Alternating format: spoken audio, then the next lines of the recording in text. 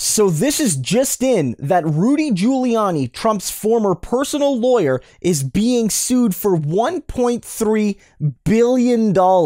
I'm not making that up. 1.3 billion with a B by Dominion for the big lie that Rudy Giuliani and many others spread since the election.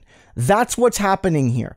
Rudy Giuliani and others in the Trump ecosystem, especially those working with him in a legal capacity, continue to tell the American people that somehow the contest was not legitimate and therefore companies like Dominion were involved in that and they should be punished and they should be investigated, and Hugo Chavez was involved for some reason, and tabulations were happening outside of the US, none of which was true. None of this was true at all.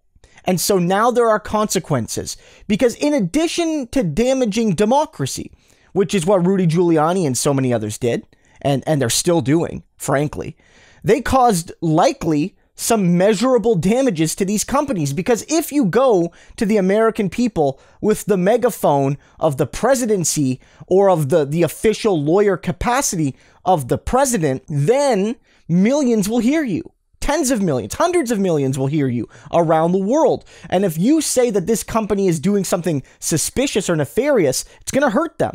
And so suing him for 1.3 billion is about recovering damages, but also about making a point that the people that simply slandered a democracy and companies that are involved in the processing of that democracy need to face consequences.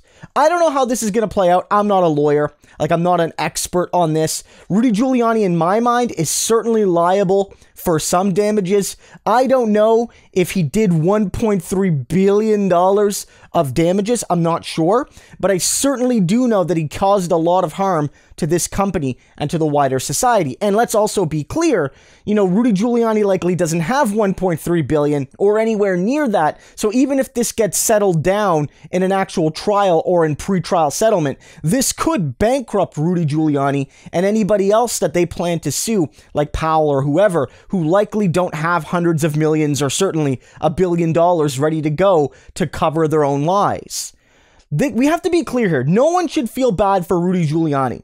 He was among the leaders. They are not going after some random Twitter troll with 300 followers for spreading the big lie. They're not. They're not, right? They're not going after Mega 444, from Oklahoma for what they said on Twitter 3 weeks ago. Rudy Giuliani was Trump's personal lawyer. He was on the team with Jenna Ellis and others investigating these so-called claims. He did it on his own personal YouTube channel.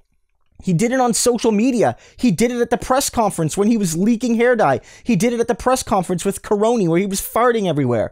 That was Rudy Giuliani, the centerpiece of the big lie. He might not have been effective, guys, but he was the centerpiece. And so he deserves to take this real financial and political and professional, because he might get disbarred, sort of hit. This man did a lot of evil, and if he has to pay through it with the pocketbook, I don't think that's a bad thing. Go to hell, Rudy.